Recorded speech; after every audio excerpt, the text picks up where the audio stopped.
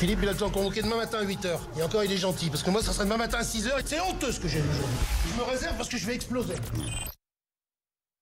Personnellement, les fessées, ça me plaît pas trop. Il y a peut-être certaines personnes qui s'en réjouissent de prendre des fessées, pas moi. Jusqu'à minuit, c'est l'after-foot. Il y a des boîtes spécialisées pour cela. Et moi, j'y vais pas dans ces boîtes-là. Jean-Louis Tour. Bonsoir à tous, ravi de vous retrouver pour l'after comme tous les lundis entre 22h et minuit avec les avis tranchés de l'after sur l'actu française. On va parler de Vieira à Nice, on va parler de l'équipe de France, sur l'actu européenne tous les lundis avec nos drôles de dames. Philippe Auclair sera là, Fred Hermel sera là, David Lorto sera là. On ajoutera même Sacha Tavolieri car la Belgique joue en ce moment. Tout cela avec notre pilier du lundi, Pierre Ducrot. Salut Pierre. Bonsoir Jean-Louis, bonsoir Joe. Avec celui qui, plutôt que de dire c'est une invention qui est arrivée par hasard, parle de sérendipité. Jonathan Macardy. Salut Jonathan. Salut Jean-Louis, salut Pierre. On a eu le fin mot de sérendipité. Bien oui, sûr, ça existe et il n'y a pas de souci. Ouais. Bien sûr que ça existe. D'accord. Tout le monde est curieux de savoir quel mot intelligent il a glissé dans son avis tranché du soir pour aujourd'hui. Mais je le prévois pas.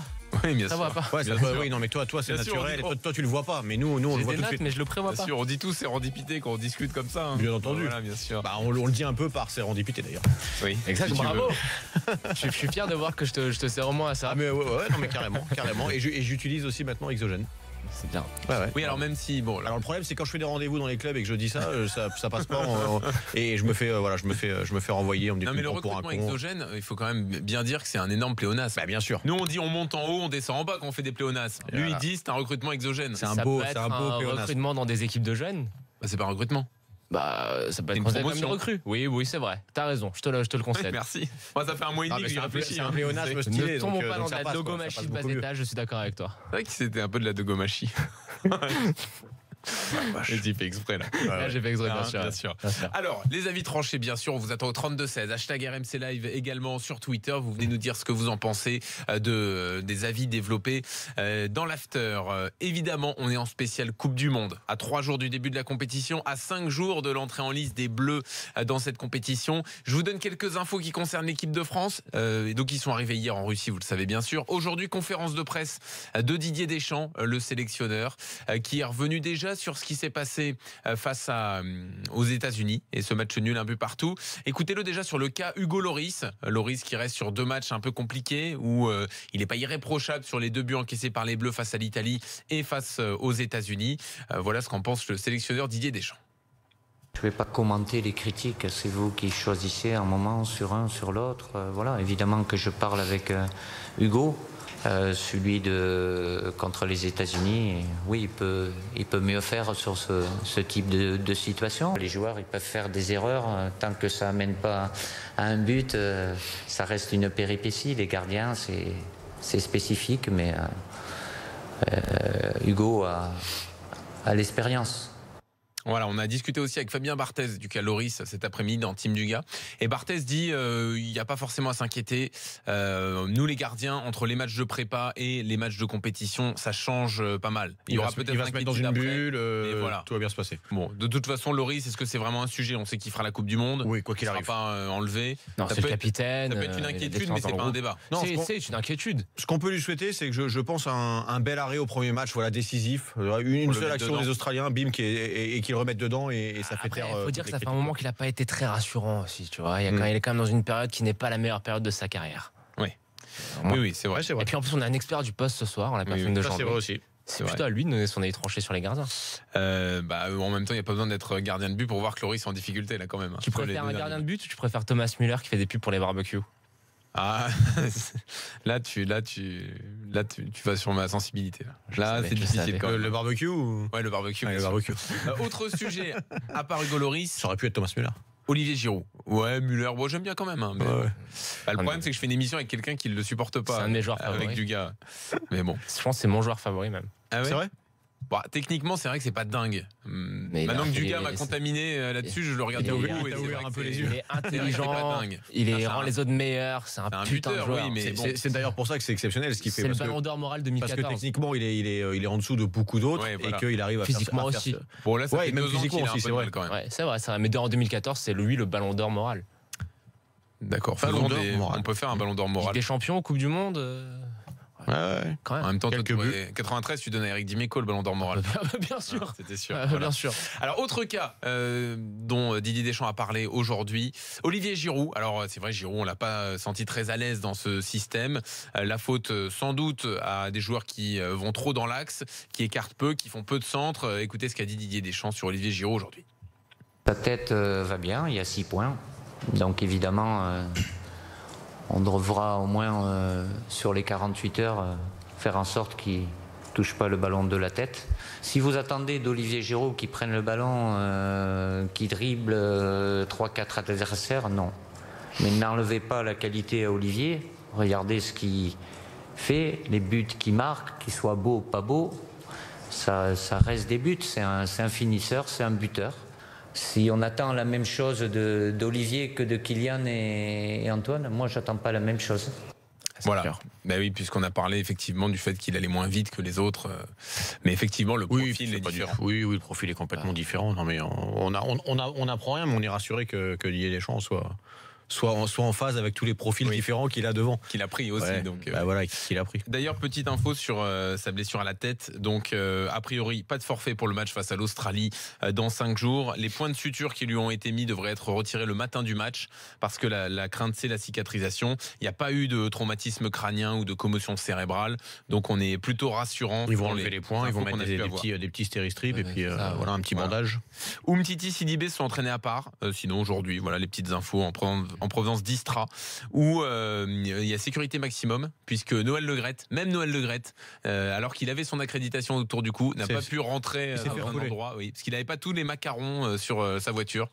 Donc voilà, même Noël Le Graët a dit, je suis président de la Fédé, tout, mais non. Même Noël Le Graët, ça passe pas. Voilà, c'était la petite histoire du jour donc, à Istra. C'est rigolo, puis ça a dû s'arranger quand même. Oui, c'est ça.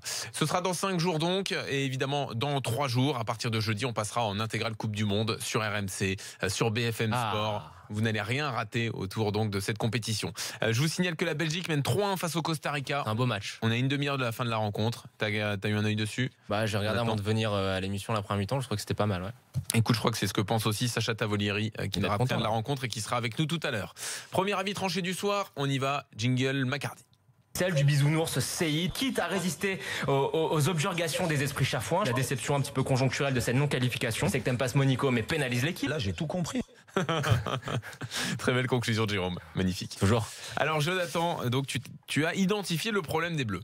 C'est pour toi est le problème majeur. Écoute, j'ai écouté avec attention l'avis de Pierre hier, j'étais tout à fait d'accord avec lui sur les carences offensives de l'équipe de France, mais il y a une chose qui m'inquiète encore plus en fait. J'ai revu le match des Bleus ce matin face aux États-Unis et force est de constater en fait que ces Bleus continuent de me laisser un peu dubitatif. Alors à mon sens le résultat il est un tantinet anecdotique dans la mesure où ça aurait pu être une défaite ou une très large victoire, ça aurait pas forcément voulu dire grand chose. On est trop près du début des vraies hostilités. Je pense que les joueurs se mettent un petit peu, jouent un petit peu à l'économie avec le frein à main pour éviter la blessure. Il y a la pression de la Coupe du Monde qui va arriver. Donc tac, il n'y a pas de problème là-dessus. Mais ce qui me dérange en revanche, c'est cette tendance j'ai l'impression qui se dégage depuis déjà plusieurs matchs. Mis à part face à mes compatriotes irlandais qui étaient bien trop faibles offensivement sur ce match pour inquiéter qui que ce soit. J'ai comme le sentiment d'une sorte de fébrilité cyclique qui se dégage de la part de cette équipe de France. Rappelons-nous de la Colombie. Rappelons-nous de la Russie, qui n'étant pas non plus des foudres de guerre. Rappelons-nous du match contre l'Italie et constatons simplement ce qui s'est passé contre les États-Unis.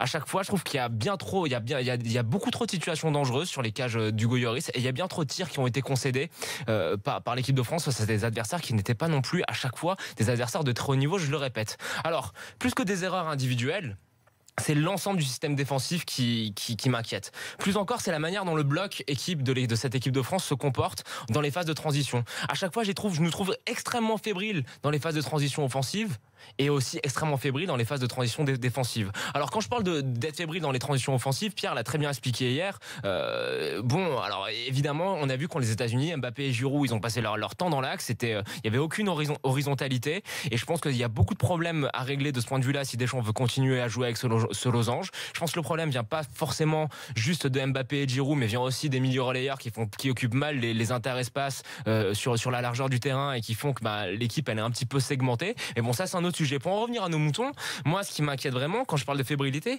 je parle de joueurs qui savent pas. On a l'impression que les défenseurs de l'équipe de France ne savent jamais qui doit sortir sur l'attaquant et quand ils doivent sortir. Alors là encore, les deux milieux relayeurs sont à mon sens aussi en cause parce que je trouve qu'ils n'apportent pas suffisamment de soutien dans les half space défensives et je trouve que l'équipe le subit vraiment. Alors, vous connaissez mon opinion sur N'Golo Kanté en 6. Pour moi, je vous l'ai dit, c'est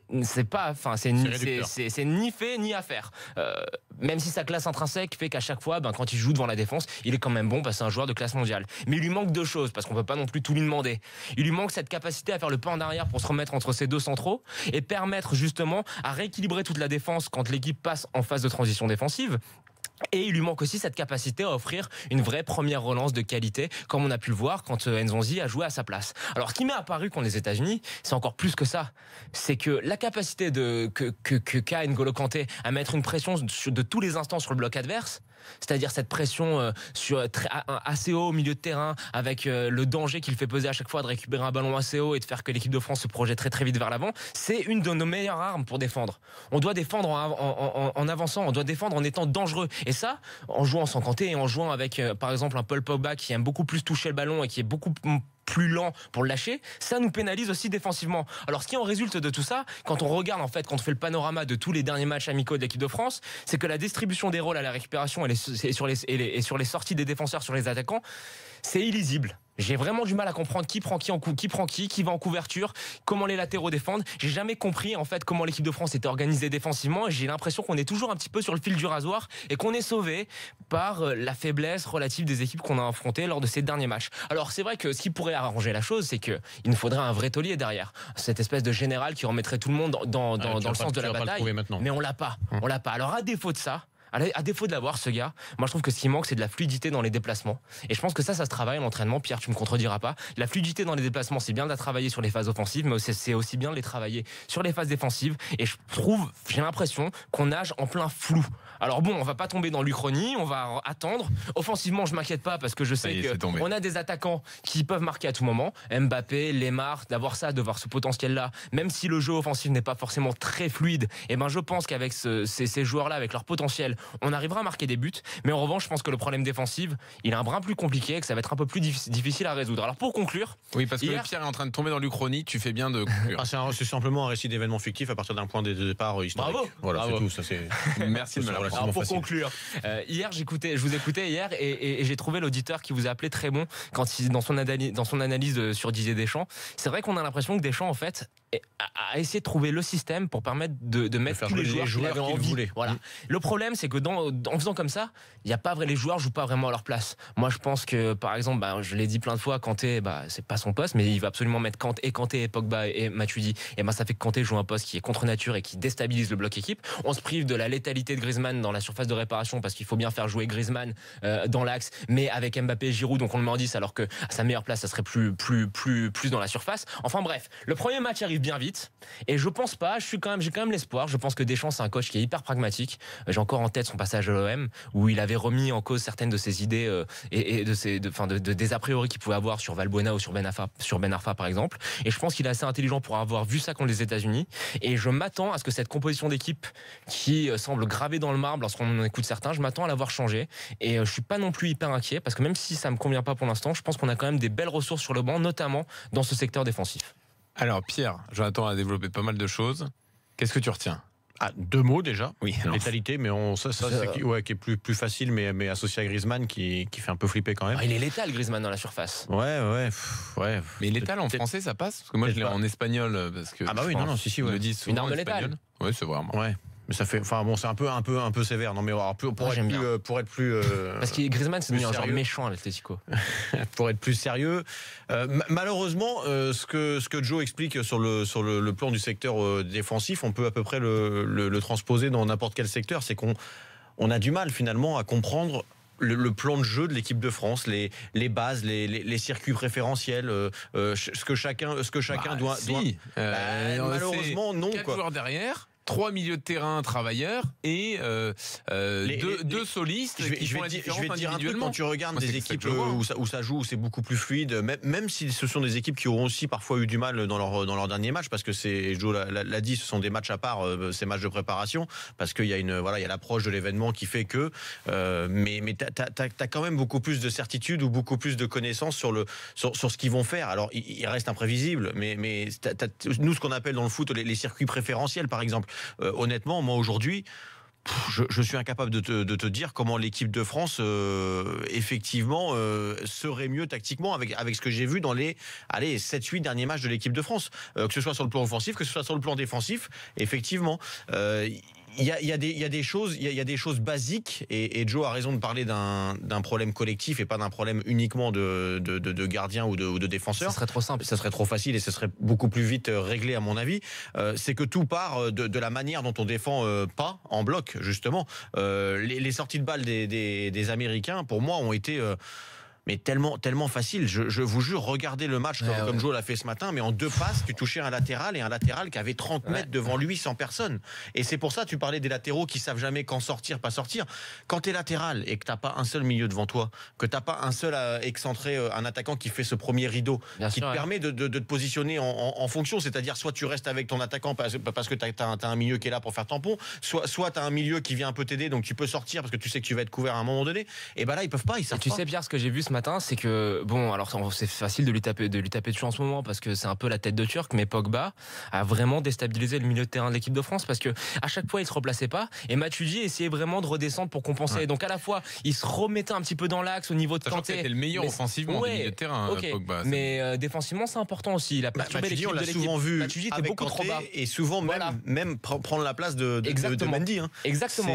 Ça peut arriver, pas de souci. Mais le problème c'est qu'en faisant comme ça défensivement ça restait quand même un petit peu bancal, et sur les phases offensives à chaque fois il manquait cette présence là. Côté gauche serait permis d'écarter le jeu, et côté droit c'était pareil, dédoubler. et côté droit moi je veux bien qu'il y ait des problèmes derrière, mais moi je suis prêt à les accepter, les problèmes derrière, si devant il n'y a pas de souci. Mais le problème en fait c'est que devant on n'est pas assez dangereux pour assumer un les deux sont liés, Jean-Louis. Mais ce qui sauve tout, c'est qu'à chaque fois on l'a dit hier, il y a un arbre qui cache la forêt. C'est qu'il y a un talent pur chez les garçons qui vont faire que, alors soit en phase offensive où tu as une action de génie à un moment donné, un Mbappé qui démarre, un moment il y a une très belle action Pogba Tolisso aussi. Ouais, voilà, un Pogba qui va te mettre une frappe de loin, ça va mais on a été en finale de l'Euro un peu comme ça finalement, et ça peut marcher, ça peut remarcher, sauf qu'avec tout ce potentiel, effectivement, tu as envie de croire que tu peux faire mieux et de façon plus sûre, plus fluide. Ce sera pas différent déjà de ce qu'on a vu. Non, malheureusement. À mon avis, moi, mais ça peut marcher, hein. Ça peut marcher comme ça. Selon moi, ce sera Tolisso, Pogba, Kanté, le milieu de terrain qui commencera demain samedi.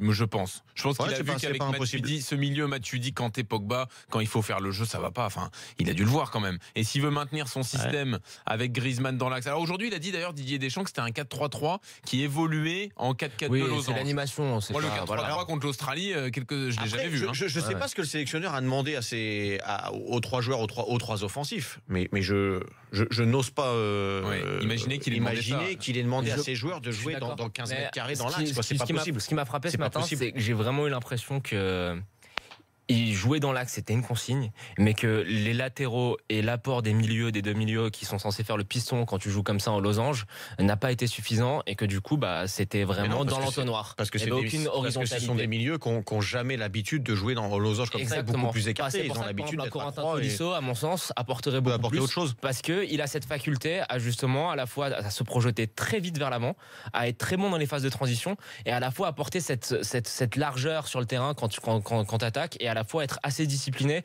pour comprendre comment il faut se replacer entre son latéral et entre le central. Alors ça peut apporter un mieux, équilibrer la défense. Ça peut apporter un mieux, ce que tu viens d'expliquer. Moi je reste persuadé aussi que ça peut, si tu veux jouer comme ça, à un moment donné, il va falloir qu'un Mbappé aille se sacrifier de temps en temps, écarter sur un côté. Il va falloir qu'un Griezmann, à un moment donné, il aille aussi au départ des actions, écarter les défenses sur les côtés. Ça veut pas dire qu'ils vont bouffer la ligne tout le temps, mais ça veut dire qu'à un moment donné, tu es obligé d'écarter, de créer ces espaces pour que des Tolisso, pour que des Pogba en arrivant derrière et des espaces. Bien sûr, c'est à Griezmann et à Mbappé de faire ces efforts-là, parce que c'est pas à Giroud qui va demander d'aller coller la ligne. Sinon, tu mets pas Giroud, effectivement, tu mets un. Tu peux très bien envisager de mettre Mbappé dans l'axe et tu mets un Dembélé sur un côté, par exemple. Oui, ou autre. Tu peux très bien envisager de mettre Lemar en 10. Enfin, il y a plein de possibilités. C'est pour ça que je suis pas non plus voilà, il y a pas de quoi être, il y a de quoi être inquiet sur ce qu'on a vu, mais il y a quand même de sacrées ressources. Disons qu'il y a de quoi être inquiet sur le plan collectif, mais il y a des individualités telles Pour te que sauver. voilà, Mais surtout que Deschamps ça peut mise passer là-dessus. comme ça. Le raisonnement de Deschamps, je trouve, moi peut-être je me trompe dans l'interprétation, mais